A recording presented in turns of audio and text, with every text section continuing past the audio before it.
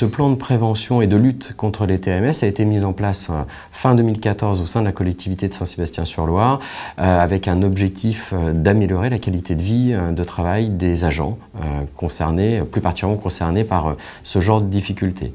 Donc on a mis en place dans un premier temps un diagnostic pour identifier les services qui étaient susceptibles d'être accompagnés sur ce genre de troubles.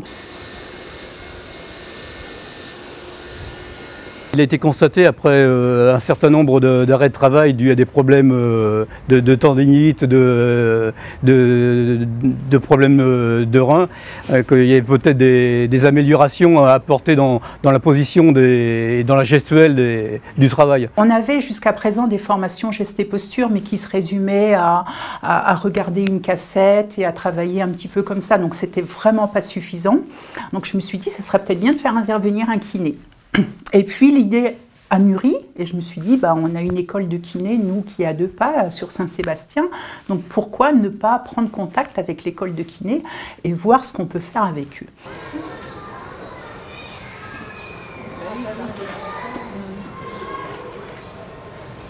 La mairie de Saint-Sébastien nous a sollicité tout naturellement, puisque l'école de kinésithérapie et sur la commune de Saint-Sébastien, dans la perspective donc de mettre en place un projet tout à fait innovant qui consiste à faire venir des étudiants, futurs professionnels de santé, en lien direct sur le terrain pour faire de la prévention. Et en particulier une prévention qui s'est faite et qui se fait à la fois au niveau donc des jardiniers, donc les espaces verts de la ville de Saint-Sébastien, et en même temps au niveau du personnel, et en particulier du personnel des écoles.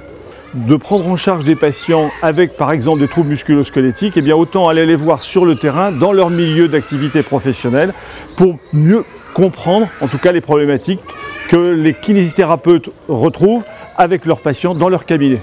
Au niveau de la restauration et des agents de restauration, ce que nous avons pu voir en maternelle, donc c'est un service à l'assiette, c'est pareil, nous avons commencé par une observation et nous avons pu voir que tout le mobilier était en réalité à hauteur des enfants.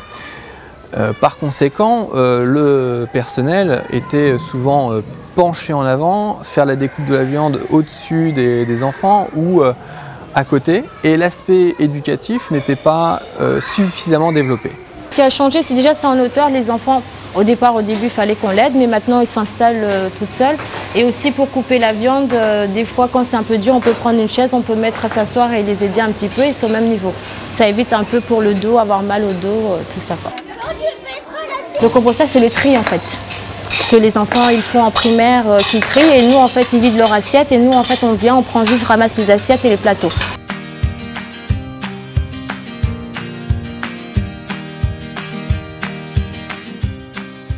Ce que je retiens en fait du résultat, c'est 2 éléments.